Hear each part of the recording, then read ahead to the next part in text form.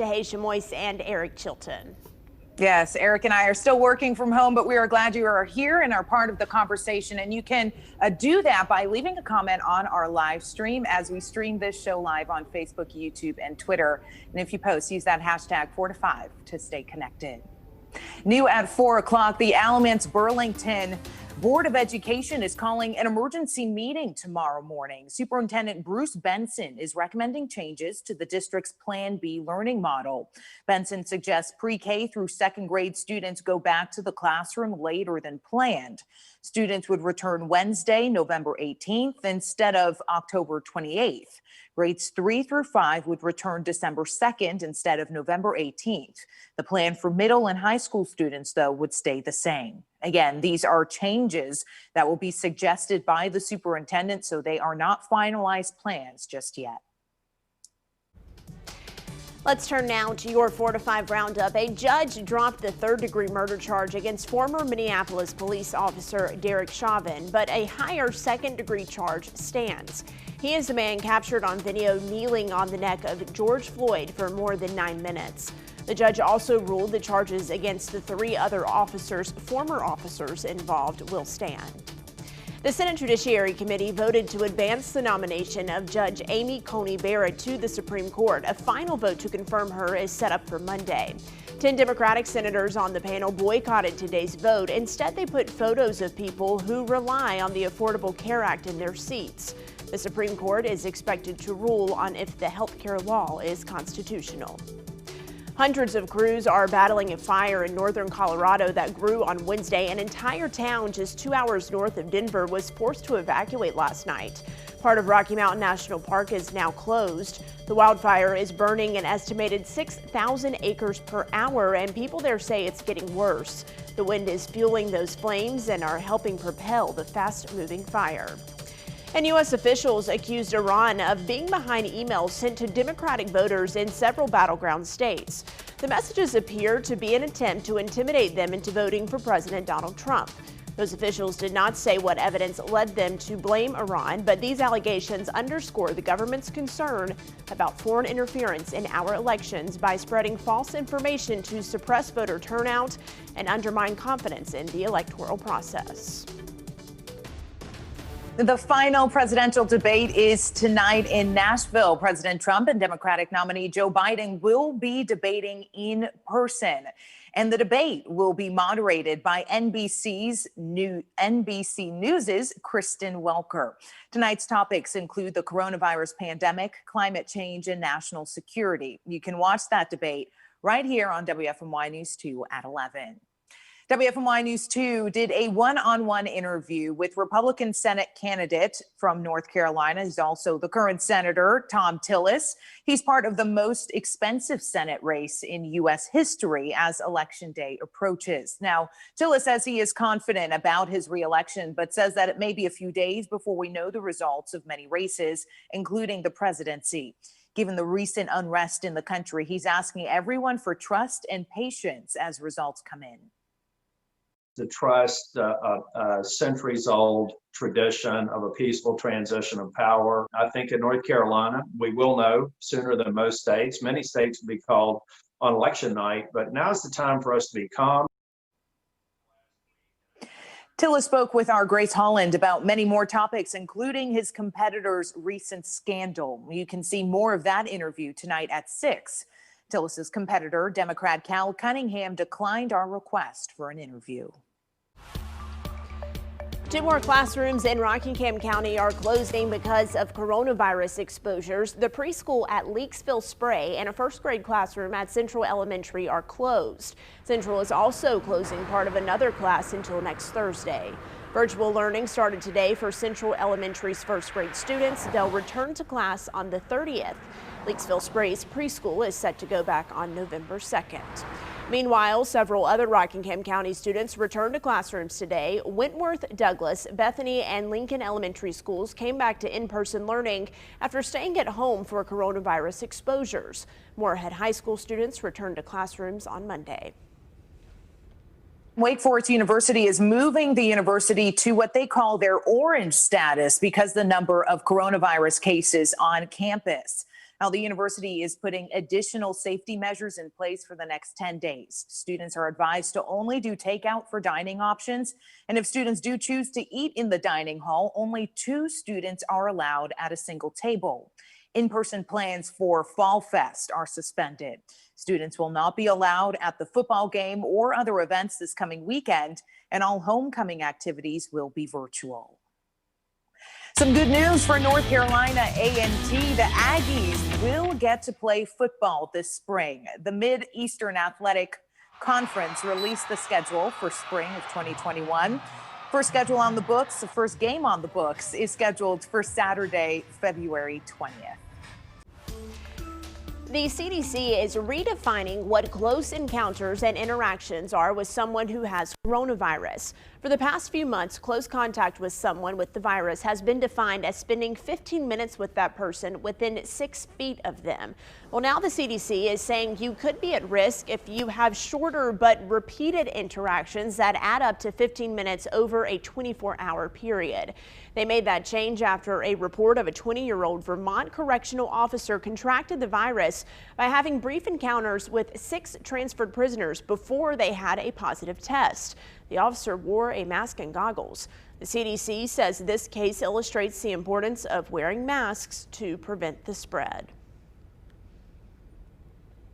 And speaking of wearing masks, of course, we are all used to wearing them at this point. And you know those 3 W's: wear your mask, wash your hands, and wait 6 feet apart.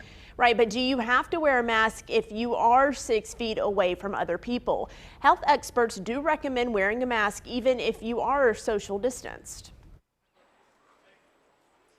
Yes, that's right. And even at outdoor events that last for some time, experts say the reason is because there are factors that could spread respiratory droplets or aerosols further than the standard 6 feet, such as someone raising their voice or singing.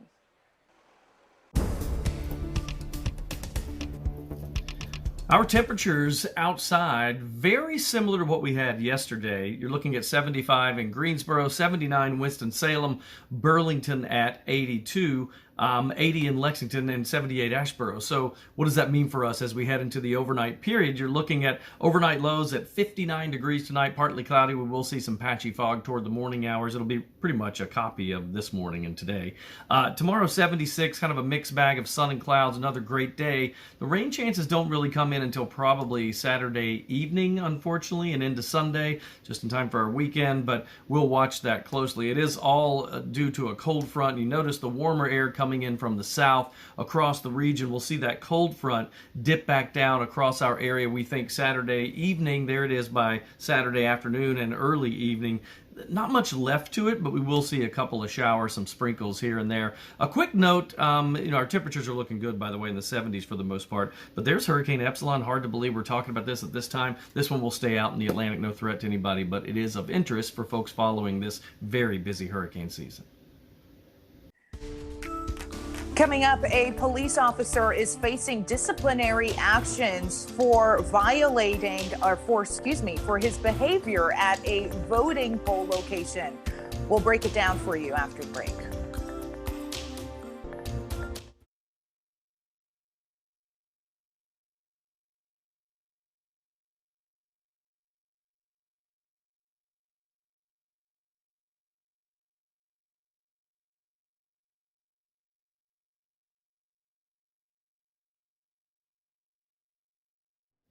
Okay, awesome.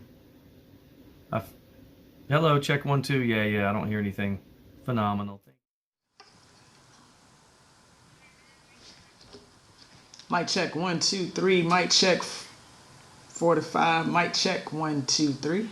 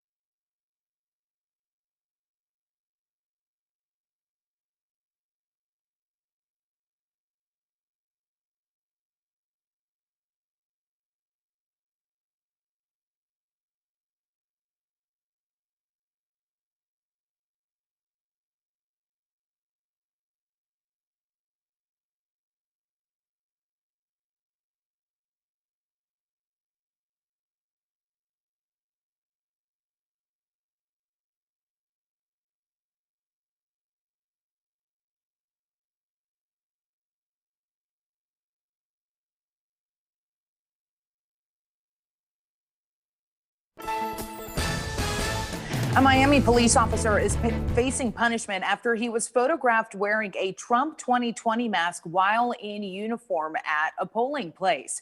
Now, the officer is accused of voter intimidation. The police department released a statement saying that they are aware of the photo and they condemned the reported behavior, saying it was a violation of department policy. Now, many of you are reacting to this story on our Facebook page. Brian, do people think this officer should be disciplined? Different views, Tahisha, different views. Some people are saying that, it's his freedom of speech. Last time they checked, it was a free country. Other people are saying he probably shouldn't have been doing that at the polling place and while he was on duty. So let's dive right on in to see exactly what you had to say. We're going to start off with Steve, who says, no, when did freedom of speech become illegal? Sharon says, it wouldn't bother me. I'm still voting for Biden. Donna says, no. Tori says, this world has gone crazy. While Sharon says, this is interesting, she says, kind of a fine line there. You are a public figure serving the public. So just as a teacher, you should not press your political nor religious views on to others. Now, when that hat is off, whatever. Eric says, as long as he wasn't inside the legal limits of the polling place where you cannot have signage or talk to others about candidates, this shouldn't be a problem. And also, if you actually read the article, the Miami Police Department policy claims that members and employees should avoid all religious and political discussions or arguments. They are also not allowed to make use of the influence of their office for political reasons, and are discouraged from taking part in any political activity, management, affair, or circulate political or election petitions while on duty. So that's pretty much self-explanatory in itself. Yeah, I love when people read the article, then you kind of get, the full story, right? But here's the deal, guys. He was working, he was on duty at the time, and he clearly violated the department's policy. Now, it shouldn't even be a matter of free speech or not. Just if this is where you choose to work, you got to follow the rules. Right, and he did break the rules according to the police department there. It wouldn't have been a problem if he were going as a civilian, a normal person to cast his ballot, and he wore that face mask. It was strictly because he was working and he was in uniform. Yeah, and I mean, we know about this in our line of work. It's expected that we remain right in the middle. And I think this guy, surely he was aware of that policy. I'm not sure. You would think if he wasn't, then the supervisors need to make sure he is. But I think when he did that, it was clearly a violation. It's not that you're choosing one side or the other. It's what the rules say, and he broke it. Yeah. Well, you can continue to weigh in on this conversation as well as any of our other conversations today on our live stream. You can find us on Facebook, YouTube, and Twitter. The 4 to 5 is coming right back.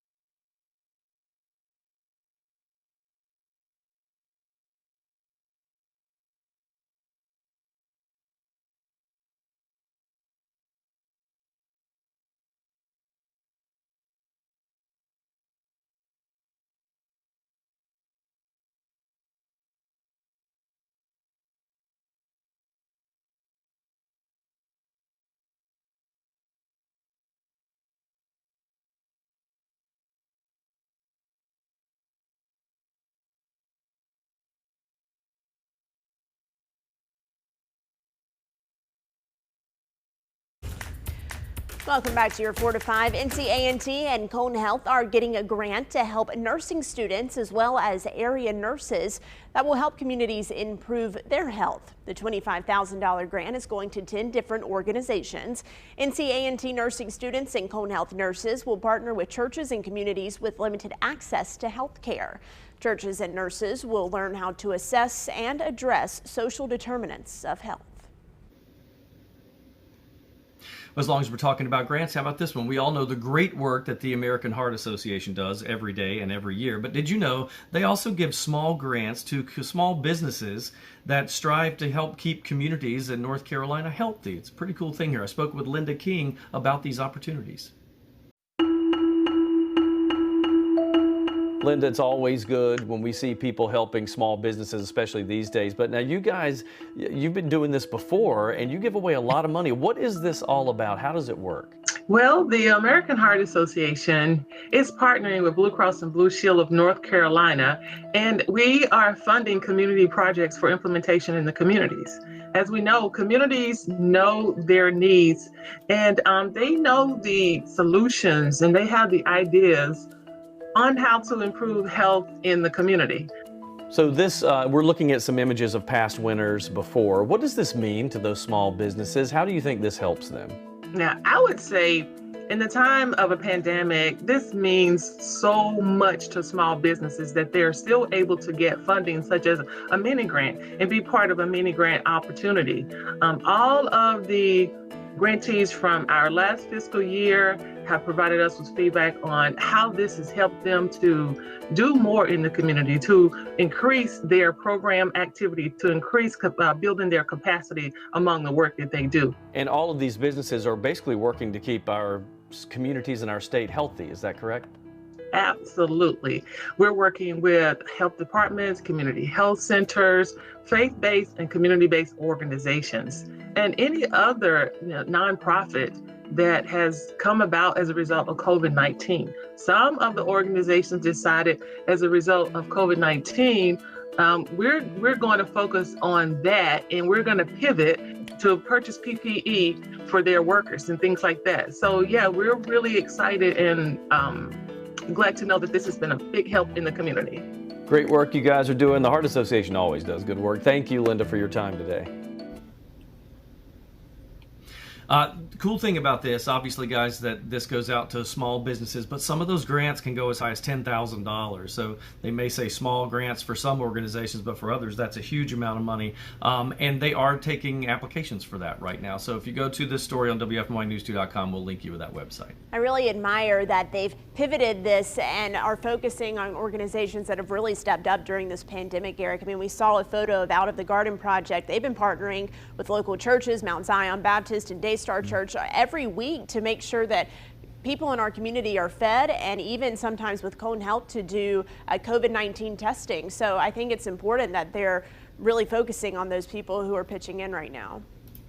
And the deal is here that many of these organizations were some of the hardest hit because they rely on volunteers, they rely on donations from the community. And, you know, when the pandemic hit, a lot of people were staying inside. A lot of people were really counting pennies to make sure that they had money to pay for their own bills. So the idea of a grant is something that's phenomenal because it's not a loan, right? They don't have to pay it back. This money is going straight to them so that they can provide for the community. And I should mention too that Blue Cross Blue Shield helped out with them too. They teamed up together for this thing. So there's some big power behind these loans. Absolutely. Or grants, excuse me, not loans. All right, the 4 to 5 is heading to a break, but you know we are always live on our social media pages, so join our conversations there.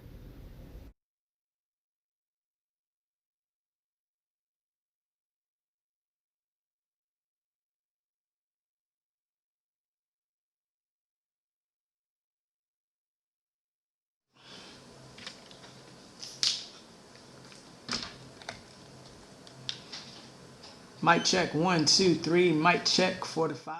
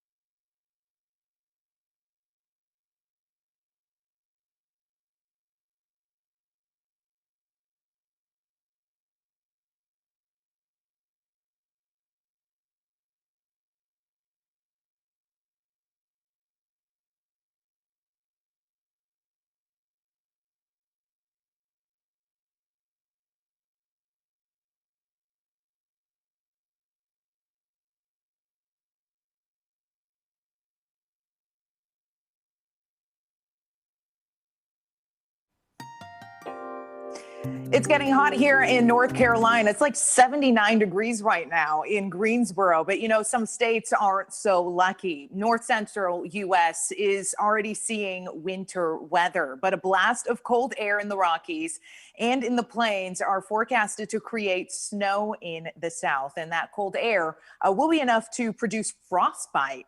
Amarillo, Texas is forecasted to have 80-degree temperatures today and then see a drop by tomorrow morning. So we wanted to know if you are ready for some cool air. Brian Bennett mining the comments, yay or nay? A little bit of both, Tahisha. A little bit of both. I'm all for the cool air. They can keep the snow wherever it's going to be at, though. I'm going to be honest. Let's start it off with Michelle. She says, no, moved here to get away from the snow. Stacy says, it's 2020. We'll probably get several feet this year. Why would you even say that? Okay. All right. Cindy says, no, thank you. While Becky is, yes, she's all for it. Jolie says, how about no? And Tammy says, it's not a secret. I love the snow. While Scooby-Doo gets in on the action as well and says no. And I'm with Scooby on this one, Tasha. I stepped outside of my apartment today and I literally jumped for joy. I was like, oh my goodness, this weather is perfect. I will say, though, I know it's fall, and part of the fall festivities, right, is putting on your sweater and drinking some apple cider. So I know a lot of people still, though, probably wanting some cooler temperatures. We can do that in November. I don't know how you can step outside on a day like today, really a week like this week, and want it any other way. The weather's been beautiful. I don't say the S word because I don't want it here. Yeah. No, I like to have, I call it 1.5 snows. I like one that's decent enough that my kids can build a snowman. I like one that's just kind of a little light, doesn't cause a problem. I love it when we get it like in one day and then it's gone in like 24 hours later. That's enough for me. So, and I'm not counting the days till that either. After today, I could hang on to this for a couple months. I was having this conversation with someone literally a few hours ago. I really liked the snow until I had to start getting out in it. When you're a kid and you can stay at home and you get to miss school, that's one thing. But when you're an adult and you still have to go to work and even report on the snow, it loses a little bit of its magic. Yeah, that's the thing. It's when you become a news anchor, news reporter, and you have to inform people. You can't stay inside because people need to know. I bet the road crews and first responders feel the same way about that. All right, more of the 4 to 5 is coming up right after this. Yeah. But first, Eric Chilton, let's go ahead and do a weather forecast. That's right. Yeah, we're going to talk about a forecast here. No snow, nothing close to it. Just a couple of showers. That's about it. Yeah. And I'm with you, Maddie. Before I had to get in this career, I loved snow. Wait till I retire. 75 degrees in the Triad and in Asheville. We've got Elizabeth City at 79. Wilmington, you're at 81. You look at the forecast and over the next 24 hours, another great day. We're looking good. We do have some rain chances on the weekend, but still 76 for tomorrow. Partly cloudy most of the day. We may see a little bit of patchy fog in the morning hours, but that's about the only fly in the ointment there. Satellite and radar combination pretty clear over the Triad. Again, scattered clouds here or there, no big deal. Top left corner of your screen, that's the cold front getting a little bit closer to us now. Ahead of that front, winds will kind of pull in out of the south and west. That keeps us warm. But with that frontal passage, which will happen during the day on Saturday, that will drop us back down as we watch high temperatures go from those mid to upper 70s Friday, Saturday to mid 60s and sprinkles on Sunday, but clearing out low to mid 70s and sunshine the first part of next week.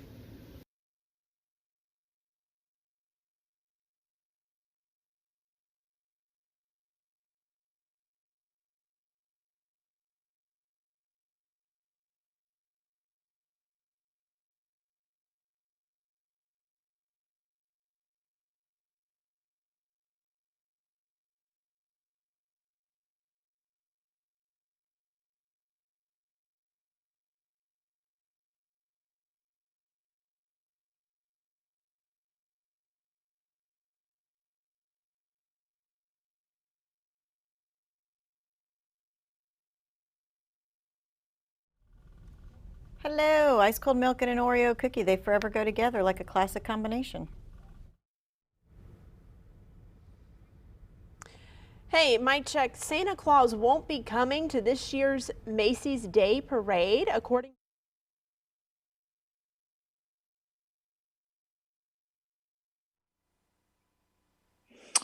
Yes, coming up on your 4 to 5, we are talking about a 14-year-old girl who may have discovered.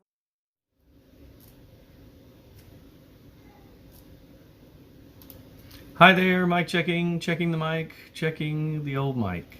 1 2 1 2 3 1 2 3. Okay. Mic check. 1 2 3. Mic check. 4 to 5. Mic check. All right.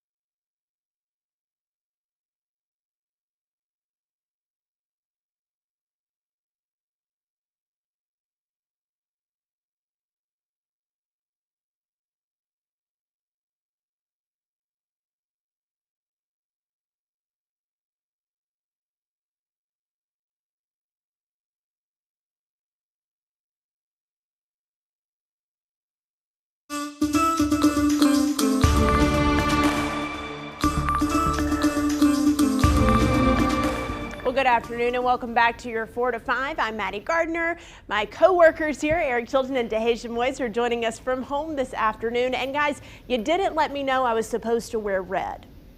Oh, it was only Eric and I who was in that group text. Next time we'll add you, Maddie. Thank you. Next time. This show is...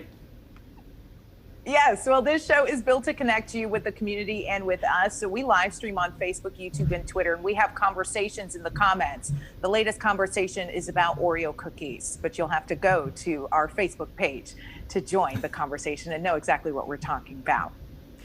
All right, but first, let's get you caught up on the headlines. It is time for your 4 to 5 roundup. Only 55% of the High Point Furniture Market's usual attendees came to the event this year compared to 2019, according to registration numbers. But vendors say the people who did come were serious buyers, and revenue for this year's market exceeded last year's event. The Market Authority says international visitors were virtually non-existent, but buyers from across the country came to the 9-day event. The spring market will return to the typical 5-day structure in April. The number of Americans applying for unemployment dropped sharply this week. Nearly 800,000 people filed for benefits, according to the Labor Department. Economists expected that number to be at least 100,000 people higher. While the statistics indicate a recovering economy, the number of people applying for aid is still historically high. Before the pandemic, the record for claims filed in a single week was 695,000. A letter is getting a lot of attention online. It's from a landlord of a mobile home park in Colorado. The note implies that if tenants vote for Joe Biden, their rent will increase. People living there reached out to our sister station in Denver, concerned about the legality of the letter, and called it voter suppression. There is an official complaint into the state about that letter. And an Italian farmer welcomed a litter of 5 dogs earlier this month, and we're talking about that on the news because one of the puppies is green. Yeah, take a look here. 4 of the dogs were born with white fur like their mom, but the 5th has a different hue. It's believed to occur when pale puppies come into contact with biliverdin in their mother's womb. That's the same pigment that makes our bruises sometimes appear green. Now, the dog won't always be green. The color will fade as it grows. Still, the farmer found an appropriate name for the little guy: Pistachio. So cute. Well, an aspiring scientist is researching a possible treatment for coronavirus. And get this, she is only 14 years old. Anika Chabrolu won the 2020 3M Young Scientist Challenge competition for middle school scientists. She started this project 2 years ago while researching the Spanish flu pandemic. Her project originally focused on the seasonal flu, and she later changed it to coronavirus. She says she was driven by the impact the virus had on everyone's life. And we just always have this constant fear, like who's going to get infected by the coronavirus. Now, when she graduates, she wants to pursue a career as a medical researcher. And I got to say, guys, she is already well on her way, not only to start a project, but to be able to switch it halfway through and still have it be relevant. I mean, she has a bright future ahead of her.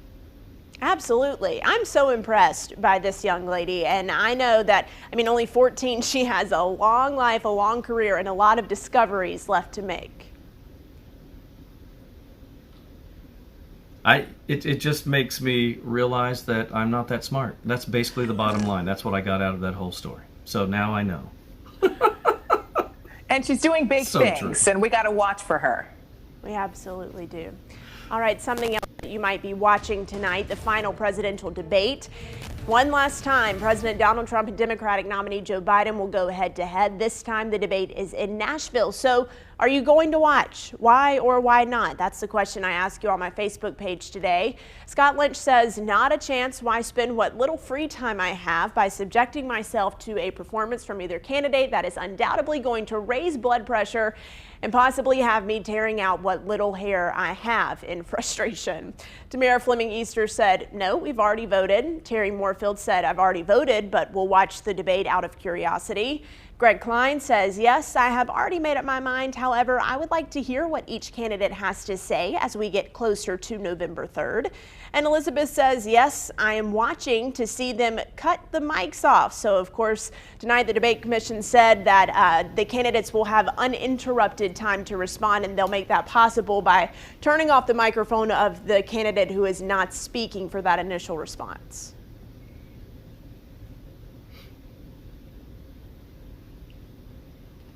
Well, for me, it comes down to the microphone issue. Now, once I found out that that's going to happen, then it's not going to be two guys yelling at each other all night. Then that makes me want to listen now because I know they'll turn it down. I guarantee you, though, you may hear the other one on the other one's microphone when they're talking just from a distance. Yeah, I'm definitely going to be watching. One, because I'm curious about the mic situation. Another, because, the first debate was so explosive. I have to see the second. And third, I kind of feel like it's unofficially homework for a journalist to watch the presidential debate. We're supposed to be informed on what's happening. So regardless of whether or not I want to, I feel like I should. Yes, I agree with that, Taisha. I think you should watch the debate tonight.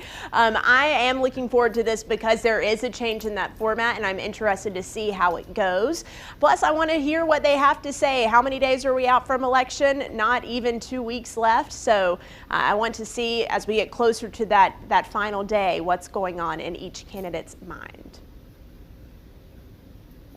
Yep.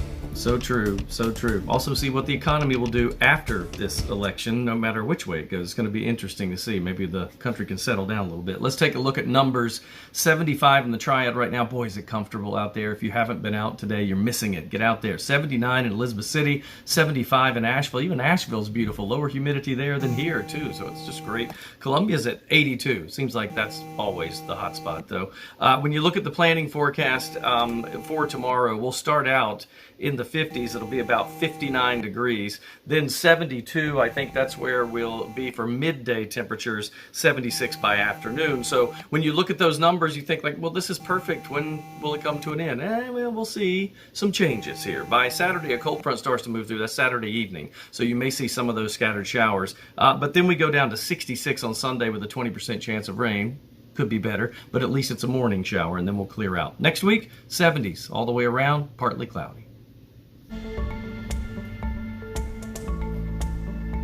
All right, Eric, I don't remember if you were here when I asked our former engineer Lee Wims to come up with tricks to safely deliver candy. That doesn't surprise. Yeah, well, with him, he's such a MacGyver, there's no telling what happened with that one. Well, he used a rain gutter because it's cheaper than PVC pipe, right? And I think a lot of folks will DIY something this year when it comes to Halloween, don't you? Oh, yeah. I think you almost have to, just because things are so different. Yeah, I agree. All right, so what I want you to do is I want you to check this out because this is the ultimate thing. Ready? Reese's is unleashing a robotic door. Watch it come down the street. Okay, the robotic door hands out king-size peanut butter cups. I know. Goodness. That's the Where real is this part. door? I know. Well, here's the best part about where is this door. So here's the thing. Someone's going to get to use it. And so what you need to do is you need to go to Instagram. I'm going to show you how it's working. You go to Instagram and you tag Reese's and you explain why your neighborhood needs the socially distanced solution. Here's a quick look at the feed that I looked at today. There's not as many folks doing it as you might think. So I got to tell you, you got to get on there, people. And you need to tag Reese's and you need to use the hashtag Reese's Door. That's pretty cool. All right, don't miss this, especially if you need help with your rent or your utilities payments. The governor set aside $117 million from a federal grant to help North Carolinians. That HOPE program stands for Housing Opportunities and Prevention of Evictions. This helps low and moderate income renters experiencing financial hardship due to COVID-19. There's a lot of folks out there that could use some help. So what we're doing is we're talking paying your rent and your utilities, and we want to know, hey, are you eligible? How long does this process take? What kind of information do you need to apply for this kind of help? We've got an expert coming in tonight at 5:30 so that you can ask your questions and you can learn more from this HOPE expert. They'll be here again starting from 5:30 to 5:45. You can text those questions to 336-379-5775. All right, coming up after the break, it's like Footloose, but with trick-or-treating. A South Carolina city is banning trick-or-treating this year. We're telling you the alternative that they're offering families. In the meantime, we want to know about what you think of this city canceling trick-or-treating. Comment on our live stream, and we'll take a look at some of the comments next.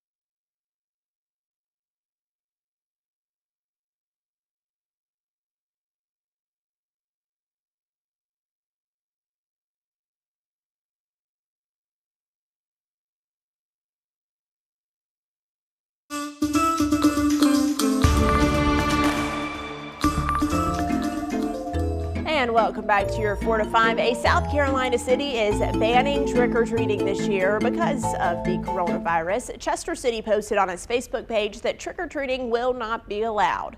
Officials are instead planning a drive-through event for families. But how to celebrate holidays this year is a big debate with the pandemic going on. So Brian Bennett is joining us once again. He's been taking a look at how you are celebrating the holiday and really how you're reacting to this news out of South Carolina. Yep, absolutely, Maddie. Of course, as always, people on both sides of the fence. Some people are saying, let the kids open candy at home. They don't need to be out. While other people are saying, if the kids are going back to school, they can go out and do some trick-or-treating too. So we're going to kick it off with Katrina, okay? She says, of course, they should have candy at home and keep from spreading it. While Tiffany says, I don't think they should ban it. If children are going to school, they can trick-or-treat. Kids shouldn't be punished. Tammy, on the other hand, says, yes, it's too dangerous. Molly says, no, it should be up to each family. And Deb says, this is not rocket science, folks. Put the candy in individual Ziploc bags and set it out on the porch in a big bowl. I think Deb might be onto something. I don't think they have to ban it. I do kind of like the fact that they offered like an alternative, because it kind of would have been pretty bad if they just said, yeah, we're not doing Halloween this year, and figure it out. I agree with you there, Brian, that they're offering an alternative. You know, guys, I was in Mount Airy yesterday working on some stories, and I learned that they are doing a drive-through trick-or-treating event on Halloween as well. So just an alternative, a safe way for kids to get out and trick-or-treat. As several experts we've spoken to say, it's possible. We just need to make a few adjustments. Yeah, and you can create one of those rigs so that you can hand the candy out to people and you can be way far apart. And then you still get the enjoyment of seeing the kids all dressed up and you know, them getting to show off their costumes that they've been thinking about, you know, and just be able to put a smile on their face. I feel like there is a way to do it safely. It just takes a little bit extra work.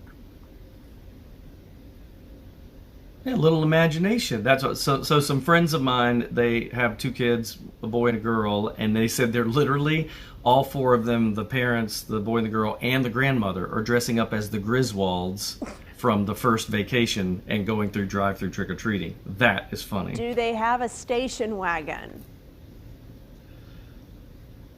Yeah, they need to get one. Yes.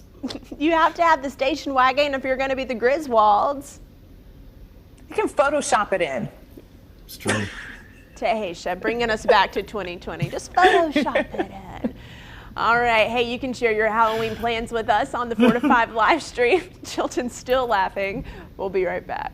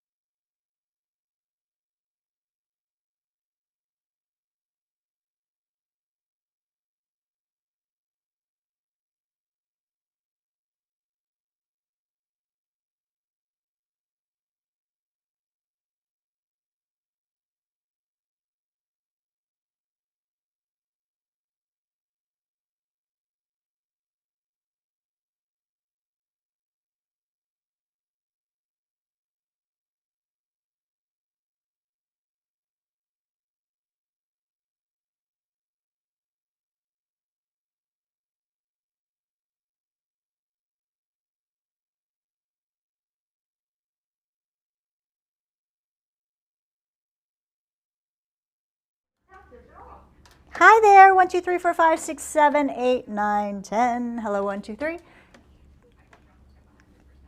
Because what, Kim, the detective?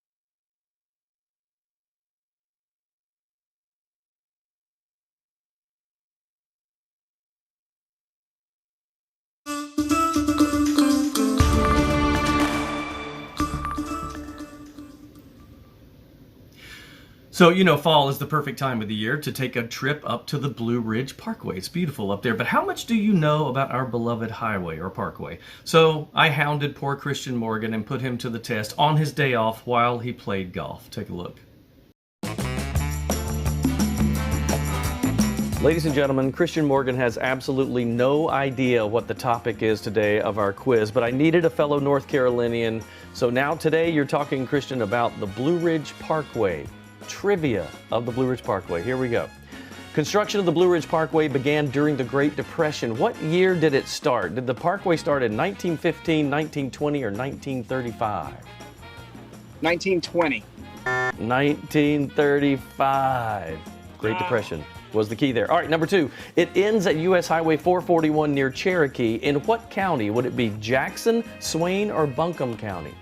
Is it Jackson? No, Swain County. It's all right. 0 for 2, my friend. We got to get him on a roll here. All right, here we go. There are 26 tunnels on the parkway. The largest is in this county where Asheville is located. There's your big hint. Is that Burke, Rutherford, or Buncombe County? That's Buncombe County. I knew you'd get that one right. That's a gimme. There are 2 gimmies in this, so you're good so far. All right, this waterfall along the parkway, sometimes called the Grand Canyon of the Southern Appalachians, has 3 tiers to it. Is it the Cherokee Waterfall, the Linville Waterfall, or the Cullowhee Waterfall? Is it the Linville Waterfall? Linville is correct, my friend. This is the gimme. I know, a lot of pressure on this one. Moses Cone Memorial Park is near Blowing Rock. It is named for the family's one-time summer home. How did the Cones make their money? Was it oil, textiles, or lumber? It would be textile. Whew, that was pressure. If you'd gotten that one wrong, it would have been bad. 3 out of the 5, my friend. That is not bad, not bad. But really what we all want to know is how well you swing the club. Give us an example. Let's see.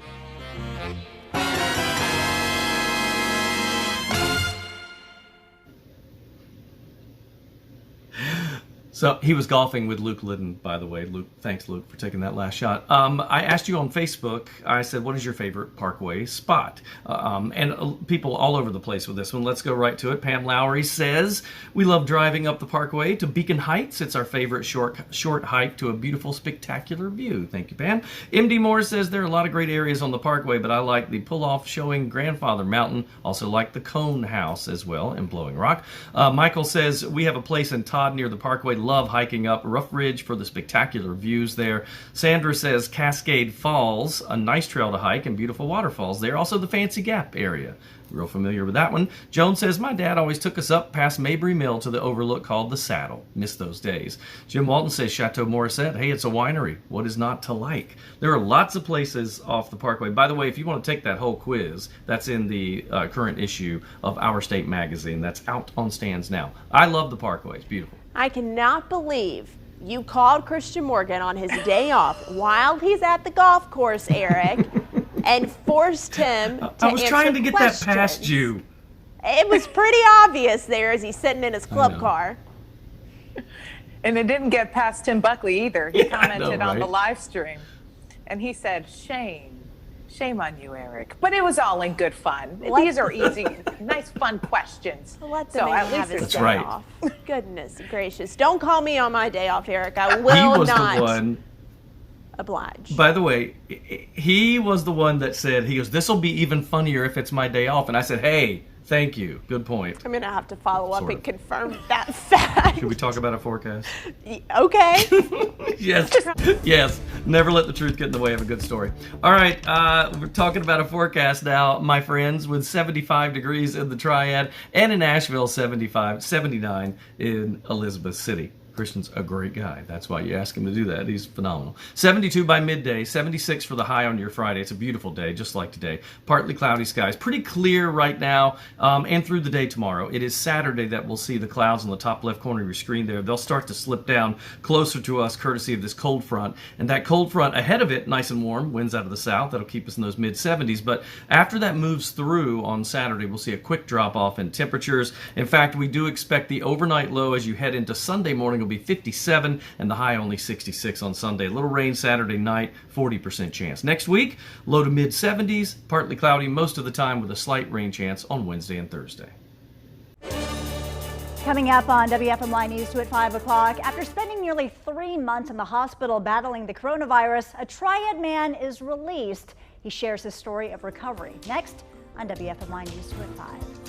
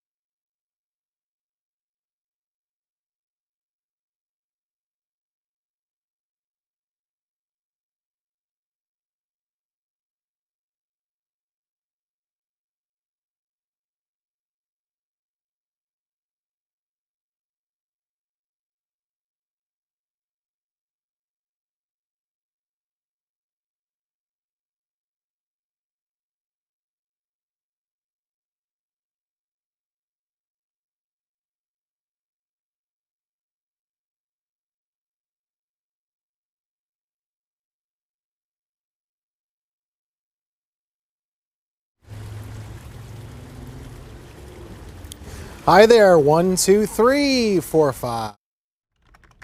Hi there, 1, 2, 3, 1, 2, 3, 4, 5. Mic check 1, 2, 3 after a chaotic first debate.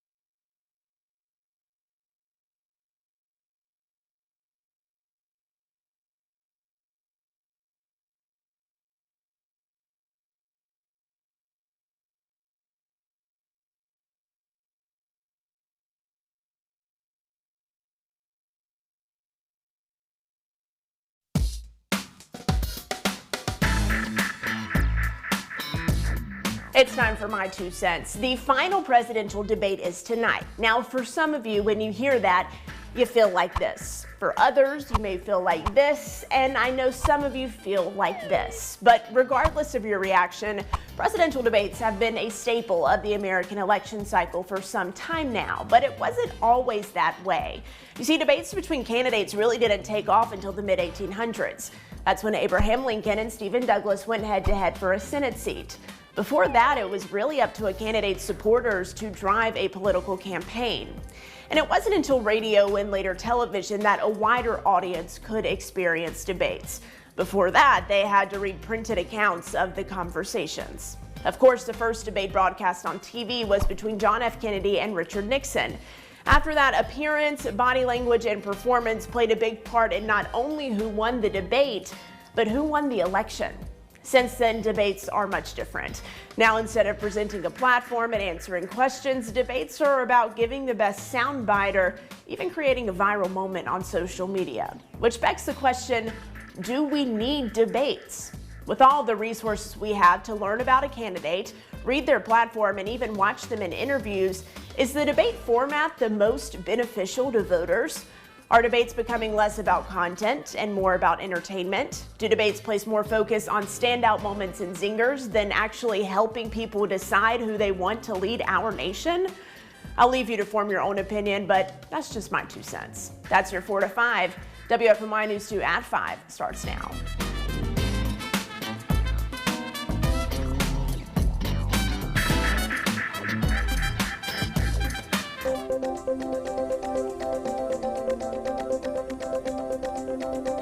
After a chaotic first debate, President Donald Trump and former Vice President Joe Biden are preparing for their final debate. What you can expect tonight and what moderators are doing to try and keep it focused on the issues in about 8 minutes. Plus, we are learning more about the Guilford County bailiff who died after testing positive for the coronavirus, who she is in about 5 minutes from now. But first, Guilford County Schools delays in-person learning, then Winston-Salem Forsyth County Schools, now Alamance-Burlington Schools. Well, tomorrow, Superintendent Bruce Benson will recommend to the board that students do not go back to the classroom as planned. Students